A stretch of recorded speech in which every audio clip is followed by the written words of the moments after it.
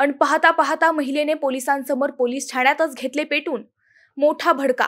अहिल्यानगरमधील थरार। अहिल्यानगरमधून पोलीस ठाण्यातील एक मोठा थरार समोर आलाय। एका गुन्ह्याच्या निमित्ताने सुपा पोलीस ठाण्यात आलेल्या महिलेने पोलिसांसमोरच अंगावर ज्वलनशील पदार्थ टाकून पेटून घेतल्याची घटना घडली आहे।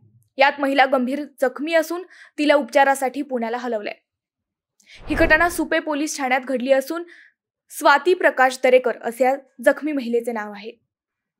पोलिसांनी दिलेल्या माहितीनुसार 1.5 महिन्यांपूर्वी स्वाती दरेकर यांची मुलगी गायब झाली होती। याबाबत सुपा पोलीस ठाण्यात मुलीच्या अपहरणाचा गुन्हा दाखल करण्यात आला आहे।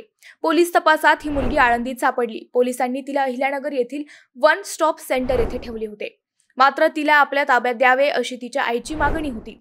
मात्र ही मुलगी तिच्या आईकडे जाण्यास तयार नव्हती।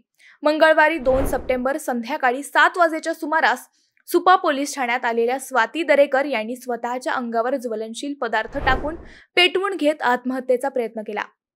मात्र उपस्थित पोलीस कर्मचाऱ्यांनी तिच्याकडे धाव घेत आग विझवली। मात्र तोपर्यंत आगीत होरपळल्याने ती महिला गंभीर जखमी झाली होती। मंडळी, असे प्रकार थेट पोलीस ठाण्यात होणं ही मोठी चिंतेची बाब आहे। तुम्हाला काय वाटतं? कमेंट करा।